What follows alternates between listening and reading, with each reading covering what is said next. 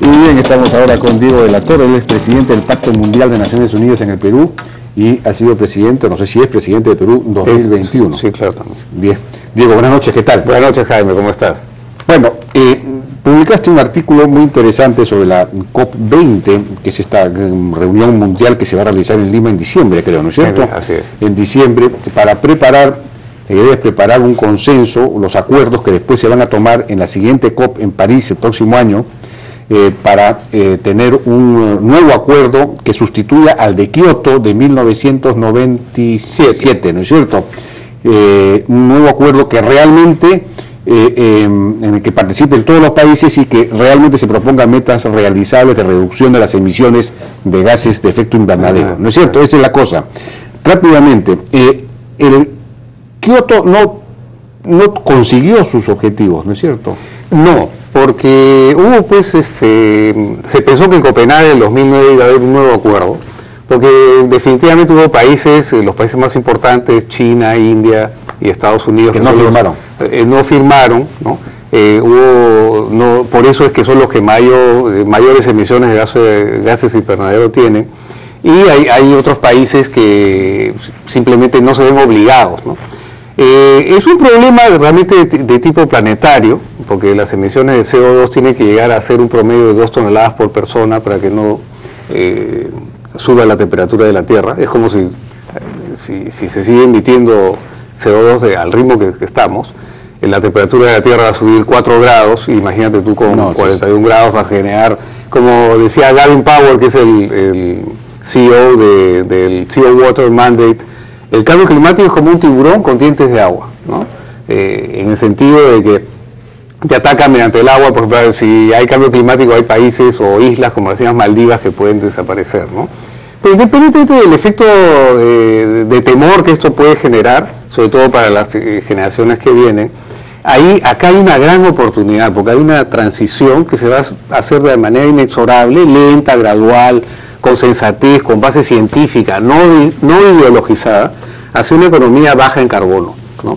Es lo que te dice el sentido común para que pueda... Pero tú me dices 2 toneladas por persona per cápita, ¿no? Per cápita de CO2. De CO2.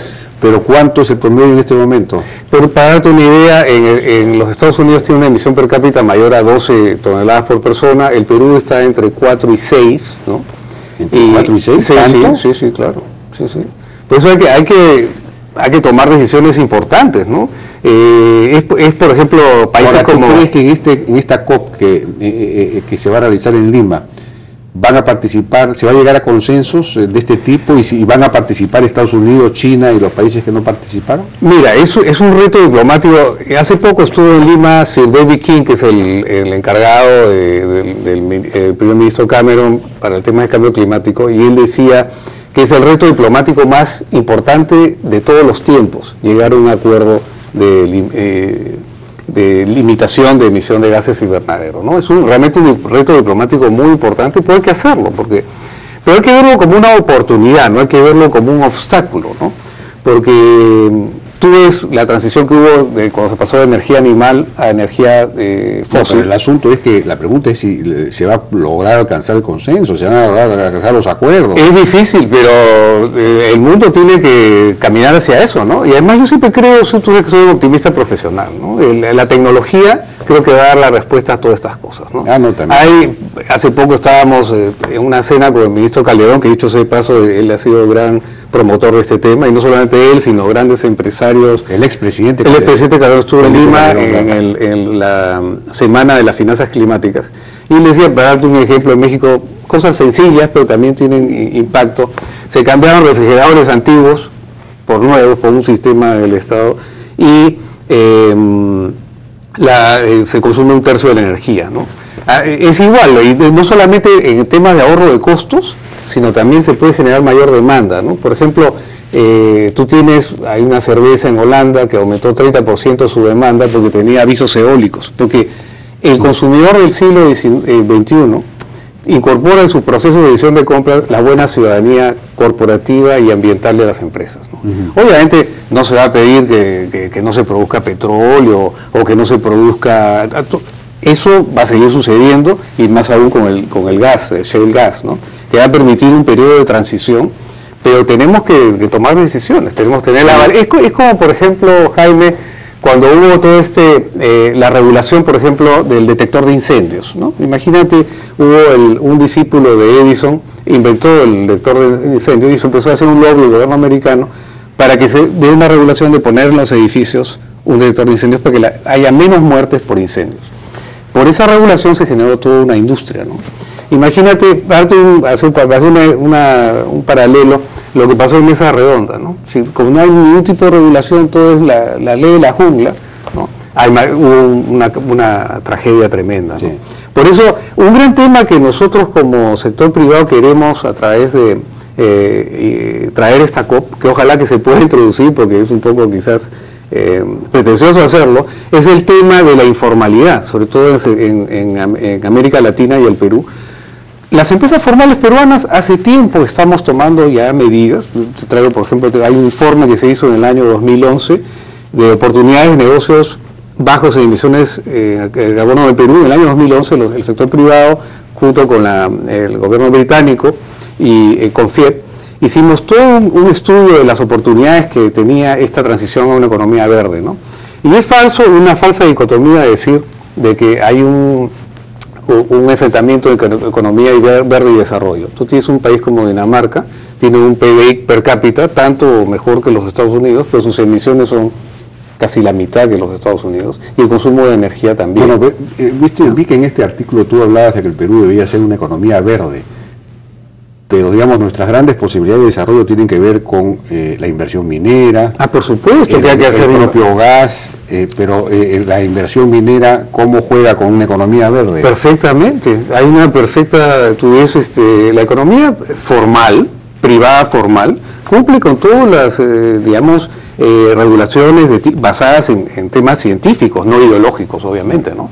Porque también hay que hablar de la responsabilidad social y ambiental, no solamente de las empresas, yo creo más la responsabilidad social compartida, responsabilidad social de las ONGs. Cuando las ONGs también hipertrofian un tema ambiental y lo ideologizan, están deteniendo inversiones que son necesarias para que el Perú salga de la pobreza, ¿no? Así es. O sea, eso es importante. Y hay responsabilidad social también de los gobiernos, ¿no? A veces los gobiernos son los principales violadores de derechos humanos, de derechos ambientales, ¿no? Entonces es importante. Pero digamos su actividad intensiva como la minería y otras, o la propia industria, digamos, se supone que generan gases de efecto invernadero, tienen una huella de carbono fuerte o no, o pueden no tenerla.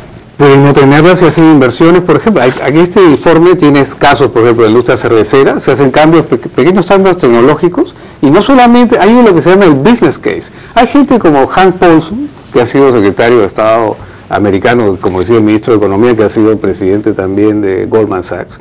Todos los bancos de inversión del mundo están generando divisiones enteras sobre la economía verde, porque hay toda una transición que va a ser sumamente rentable también, ¿no? Yo creo mucho en la tecnología, lo que está pasando en Silicon Valley, en todos los centros académicos del mundo, están canalizando toda la energía intelectual para poder solucionar estos problemas. Ya el mundo ha tenido retos, por ejemplo, la población va a llegar a un promedio de entre 10.000 millones de personas, cuando la gente esté más educada, sea cada vez más a clase media en el mundo. Por ejemplo, tecnologías para recuperar CO2, tú mencionas, o no sé si, creo que en este documento se menciona que, no sé si Bacus o alguna empresa peruana aplica unas tecnologías para recuperar CO2. Sí, que es una carbon capture. Hay una serie, por ejemplo, para capturar CO2. Y eso debería desarrollarse. Esas tecnologías están desarrolladas, digamos, son importantes. Está bien, las empresas peruanas formales están realmente canalizando mucho de sus inversiones en hacer un crecimiento limpio, ¿no? Tú mencionas eso, que tenemos magníficos ejemplos de ciudadanía verde rentable en la comunidad empresarial formal peruana. ¿Cuáles son esos ejemplos? Por ejemplo, hay una empresa peruana cementera que ha hecho una fábrica en Estados Unidos, en el centro de Estados Unidos, en Arizona, ¿no?, para dar más señas, que tiene la menor emisión de NOx en todos Estados Unidos, ¿no? Y esa es tecnología son ingenieros peruanos que han desarrollado toda una tecnología para eso, ¿no? Entonces, hay varios ejemplos, ¿no? Por ejemplo, hay startups, hay por ejemplo un grupo de jóvenes peruanos encontró que se importaban muchos generadores diésel para zonas aisladas del Perú, ¿no? Una gran cantidad. Y desarrolló un prototipo de un generador eólico, ¿no? Donde todos los componentes eran locales, excepto el imán que te lo traían de China. Era mucho más barato. Y era más barato, pero la energía eólica dicen que es cara. En sitios aislados, a veces funciona para pues, una pequeña granja, una pequeña... porque el problema es el tema de la red. Hay varios red, yo no soy ingeniero, pero lo que sí te puedo decir, que gran parte de las facultades académicas del mundo, por ejemplo en MIT, tienen toda lo que llaman la ecología industrial. Los ingenieros ahora diseñan procesos de producción limpios que imitan a la naturaleza en temas de reciclaje y todo. Y esto no es ciencia ficción, esto ya está sucediendo en muchos países del mundo, ¿no? Tú ves gente que está desarrollando algoritmos matemáticos para ver la inclinación de los paneles solares para optimizar por ejemplo, los avances. Yo creo que mucho temas en la energía solar es interesante. Obviamente vamos a seguir mucho tiempo con petróleo y gas, ¿no? Carbón, ya felizmente en el Perú es bastante barato, hay muchas industrias que están migrando hacia eso, ¿no? Pero yo te diría que... Pero por ejemplo, se necesita, si nosotros forestáramos las 10 millones de hectáreas deforestadas en la ceja de selva, si plantaciones forestales formales, eso permitiría capturar carbono, permitiría recuperar la ecología, también la sierra, hay como 8 millones de hectáreas en la sierra forestables. Así es, mira, en el Perú por eso hubo unas reuniones en el año 2007-2008 en Buenos Aires, donde la estrategia de América Latina es diferente, particularmente los países amazónicos. El Perú emite muy poco CO2, es 0.16% de las emisiones globales, pero tiene la capacidad de capturar mucho a través de los bosques que tiene. El otro día justo venía un avión y veía un aviso donde en Europa hay 30% más bosques que hace 50 años, pero producen el doble de madera. ¿Eso es por qué? Porque simplemente aplican la inteligencia, ¿no? Yo me acuerdo mucho cuando fui a Copenhague, he traído esto un poco gracioso, pero nos decía que la forma de enfrentar este problema, este es un cerebro, que es en forma de... y te recibían con este cerebrito, en el sentido de que el sector empresarial tiene que canalizar su energía intelectual, que está en todos sus departamentos de investigación y desarrollo hacia eso. Todas las empresas grandes del mundo lo están haciendo, ¿no? Unilever, tiene gente como el expresidente Calderón, con el CEO de Unilever, que están preocupados por estos temas. Aparte que hay lo que se llama el business case, ¿no?